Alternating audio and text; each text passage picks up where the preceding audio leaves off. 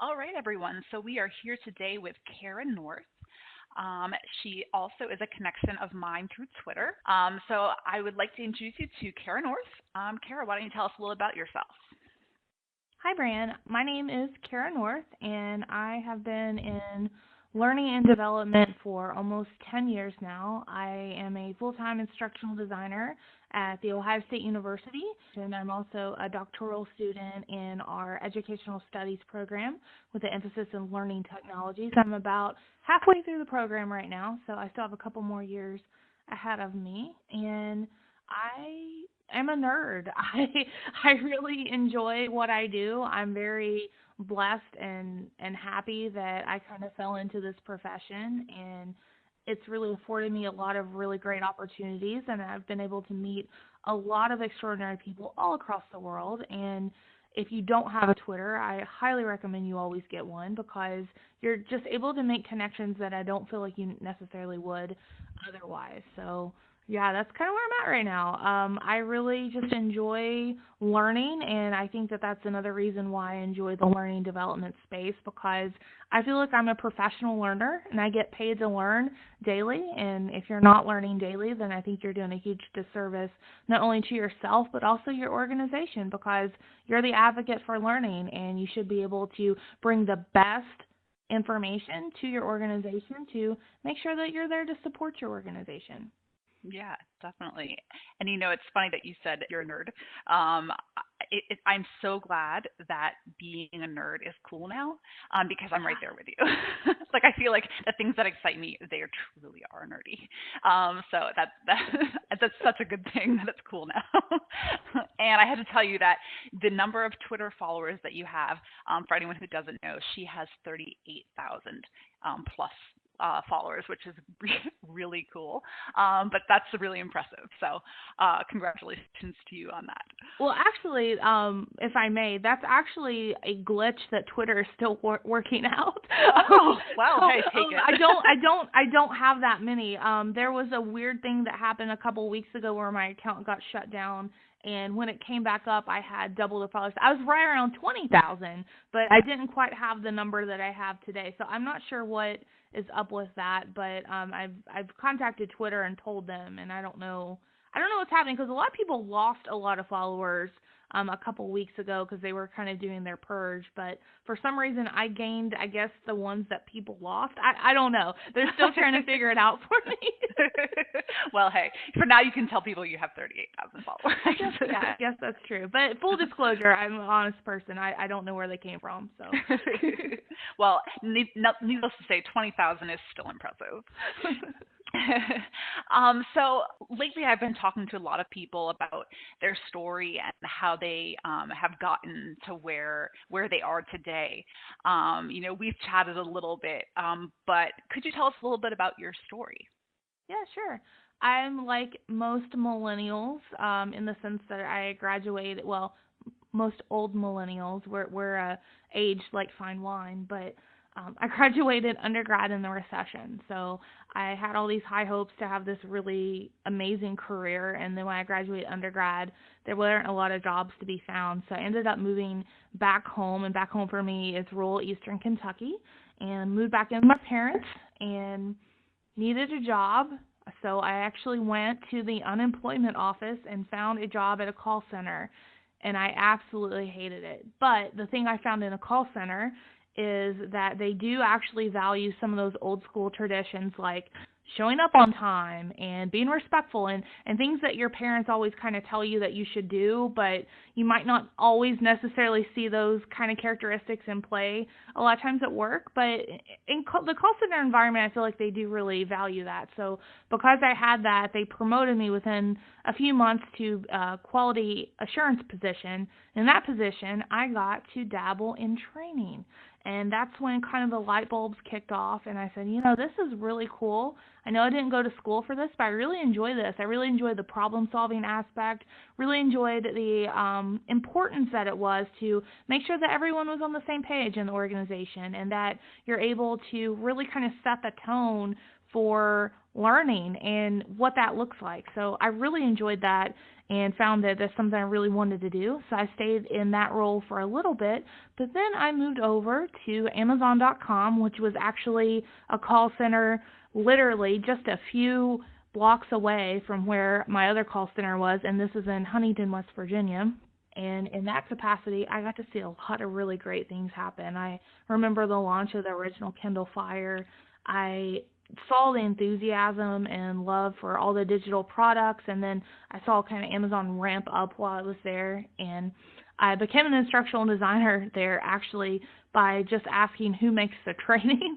I went to my manager and asked a couple questions because the stuff that I saw a lot of people not really following protocol and going through different ways of handling troubleshooting and that kind of stuff. So that's how I became an instructional designer. I just asked the hard questions, and my manager recommended me for a position, and that's how I became one. So I wish I had a cooler, more romantic story, but that's kind of where it was. And then so I stayed at Amazon for a while, and then also in the evening I started working at an adult education center, and I really enjoyed that. I helped people get their GED, helped people with building a resume and learning basic computer skills. And that was some really rewarding work, and I'm very proud of my work that I did there. But I fell in love with a guy in Ohio, and he imported me up to the Columbus area, I'd like to say, and we got married, and I started my career at Ohio State.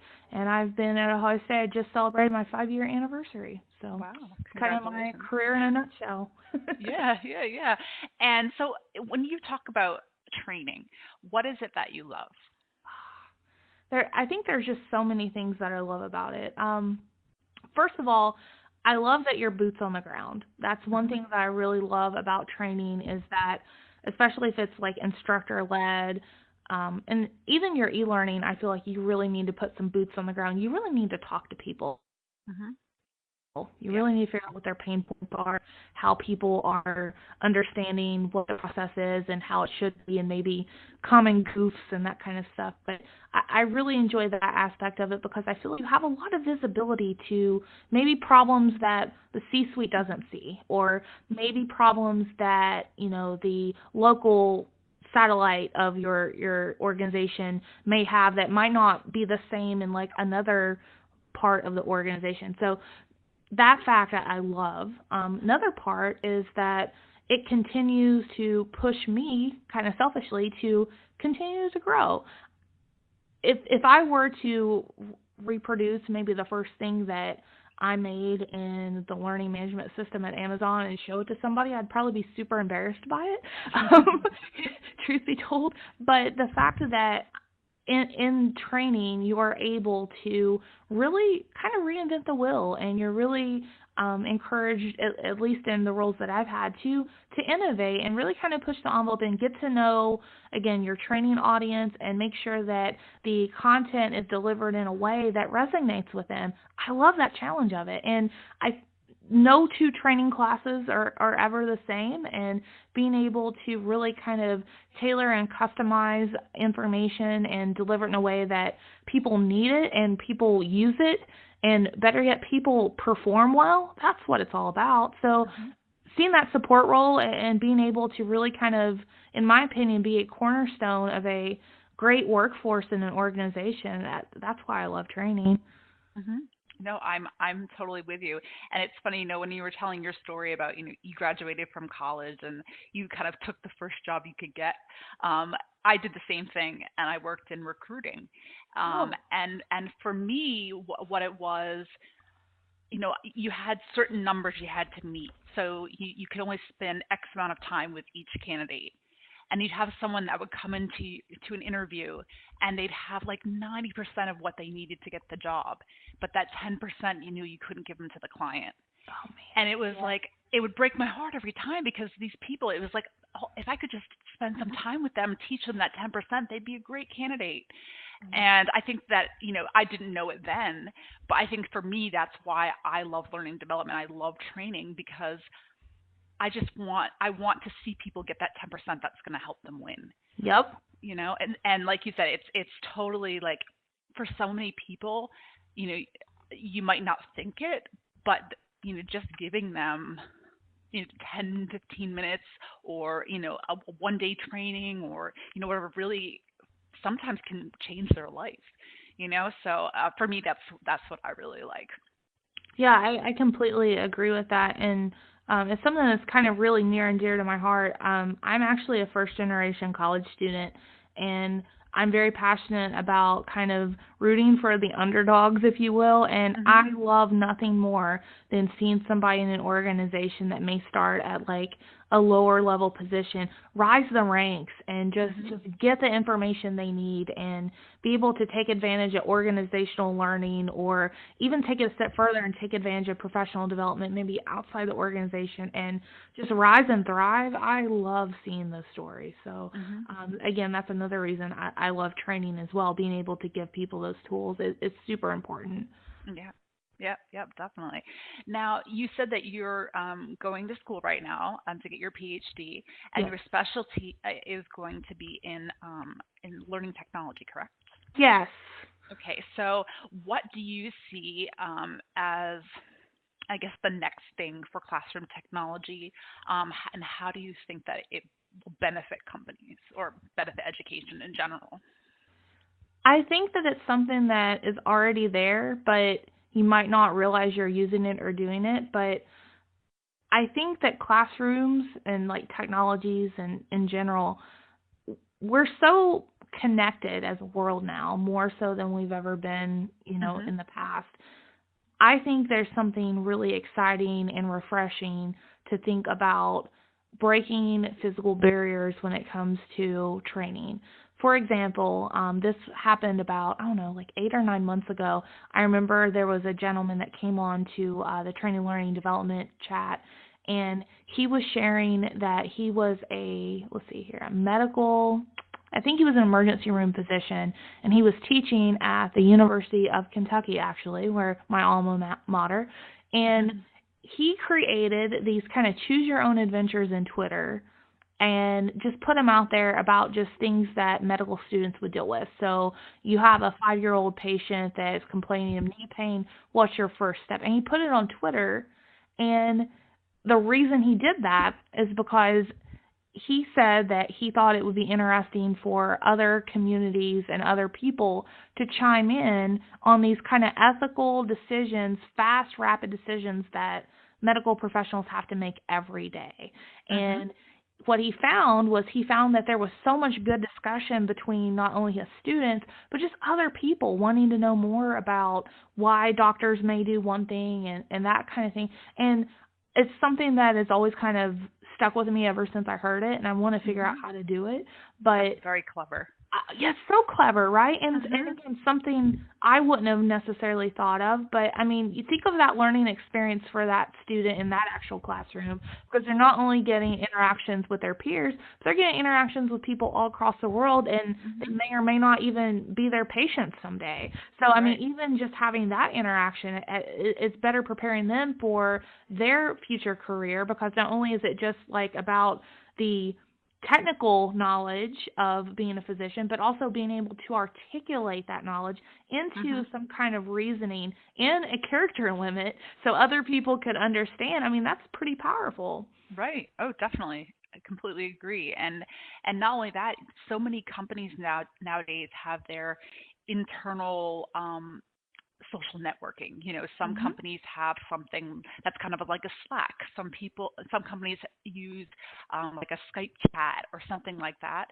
And in for companies who maybe they don't allow their employees to go on Twitter, or whatever, they could do even something like that on their internal social media, to it wouldn't get them necessarily the reach of a global audience, but it Right. would potentially, especially for larger companies, allow you know social networking with people that they may not work with on a daily basis.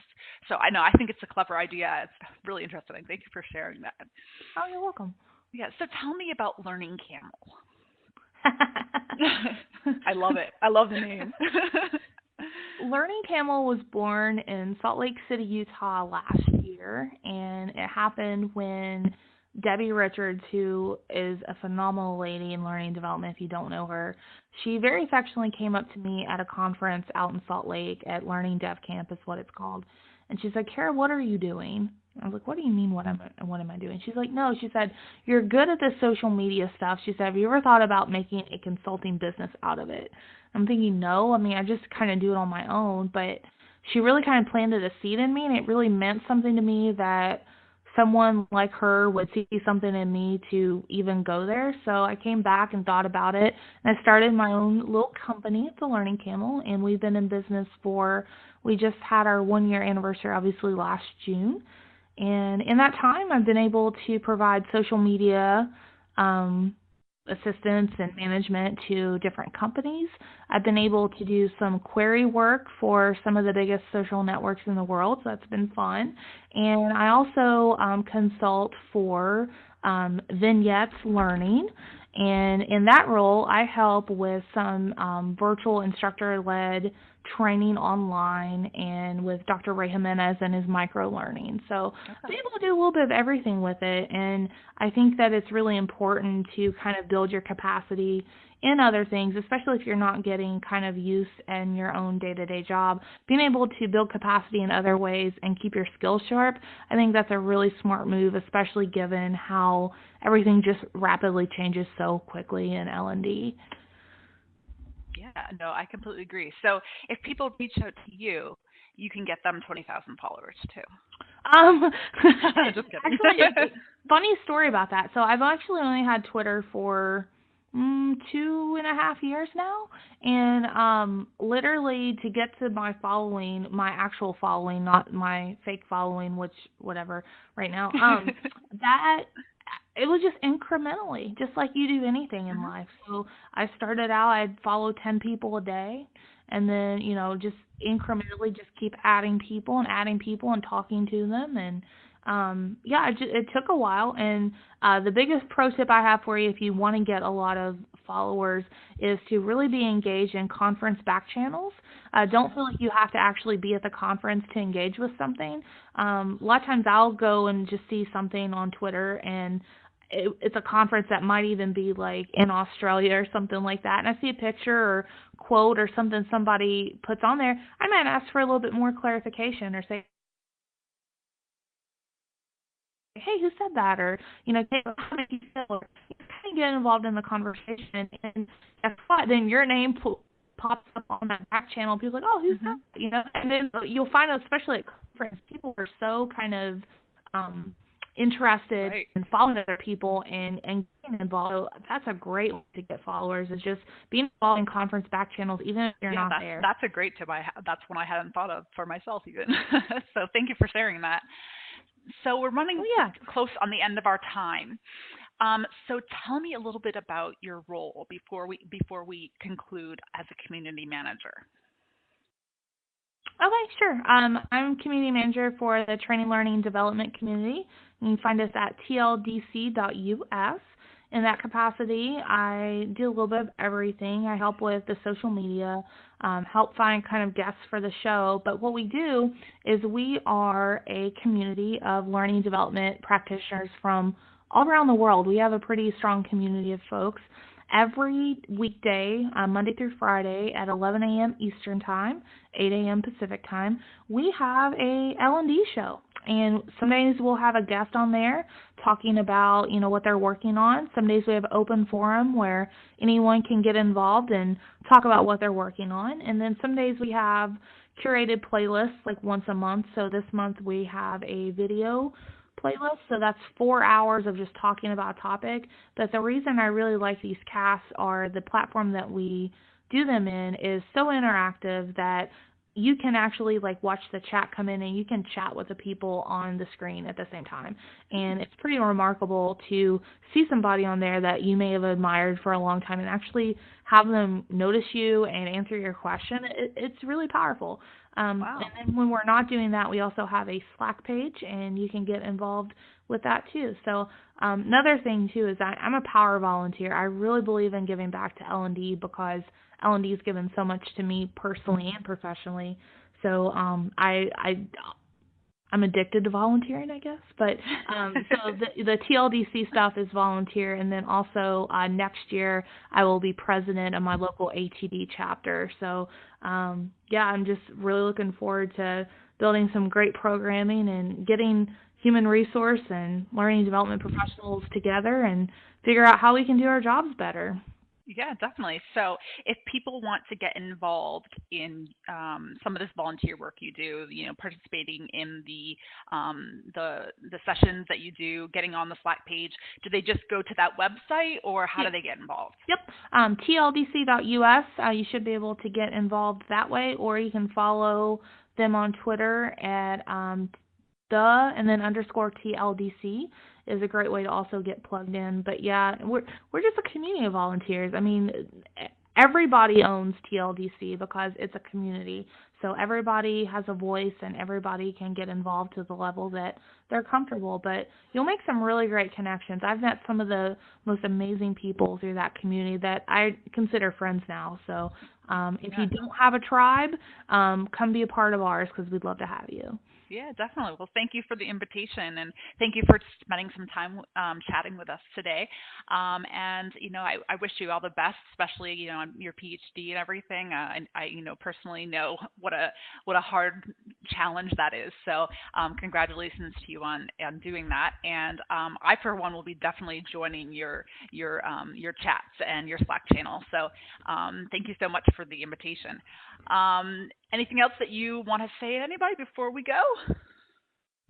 No, just thank you for the time today, and I'd love to connect with other L&D professionals. That's what makes us all stronger is different viewpoints and different perspectives. So feel free to connect with me on Twitter at Cara North, Cara, North like the direction and then the number 11.